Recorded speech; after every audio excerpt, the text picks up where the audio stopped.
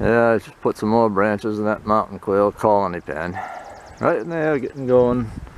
Starting to lay pretty good. That damn flock this is their 3rd year.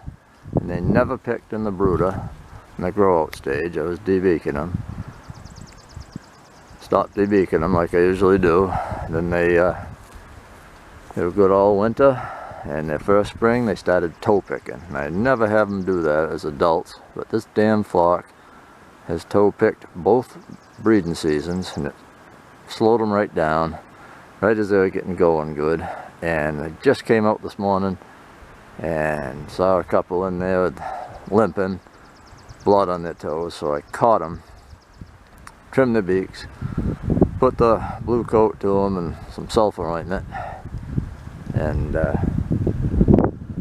I'll see what happens. You know, if you do that too many times, it usually shakes them up and they quit laying. And forsythia bushes are in bloom, just starting to drop the flowers and bud out.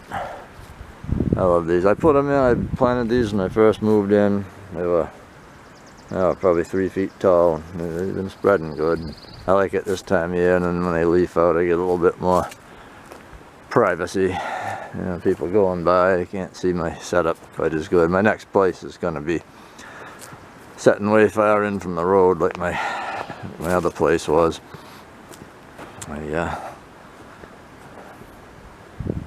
When I first moved in here, there was only a few people. Now it's getting all built up. There's a couple ponds up the road, and getting all these damn out-of-staters coming in, and they've been harvesting great big loads of logs.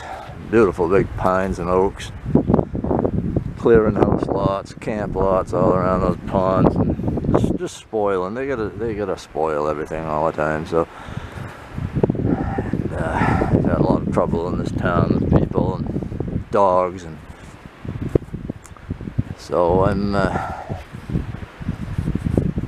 I'll be looking for a piece of land pretty quick, and you know, it's going to take a while. It's going to be a couple year procedure, but I put all kinds of hay and branches down in here too, just to prevent it, because they've done it for a couple years in a row, and it's worked out good till I came out this morning. And so they must have started in probably yesterday. I didn't notice because I tried to look at them closely. I had to take one bird and put her over in another pen by herself. So if that's a hen, you know, I think it is, she'll probably lay what's in her and then stop. So there goes one, and then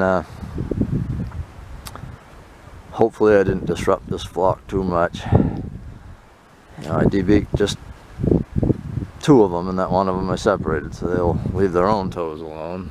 You know, they have to scratch that itch. Once they get picked, they start picking at their own toes. I don't want to catch all the rest of them here. I put new boughs in their shelters. I put some more hay down. Gave them some bird seed. I'm going to throw in, I got some clover coming up in places. No dandelion greens are really coming up yet, but as soon as they do, I'm gonna put them in. So now I got to go down below. I've got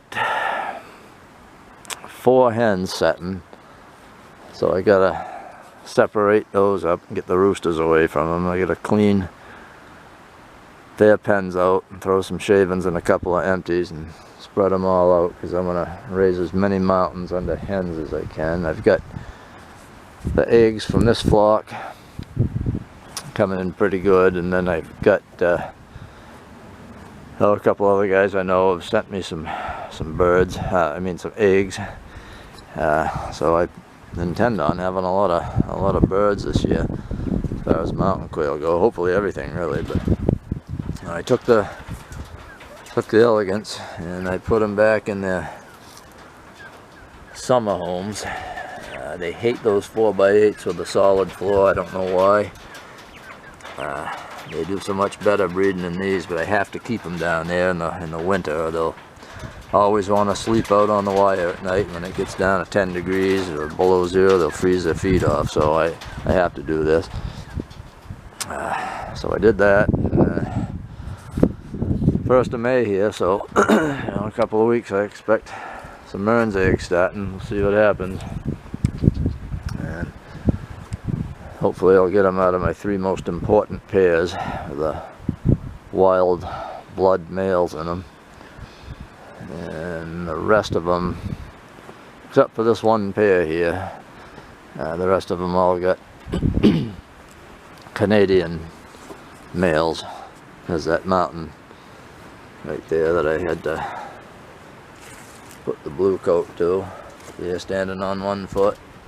She had toe picking on the tops of 2 feet.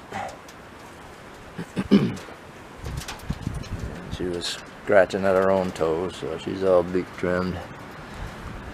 Yeah, so it's kind of discouraging. Come out today to find that, but I'm starting with a whole new flock next year. You know, my other flocks,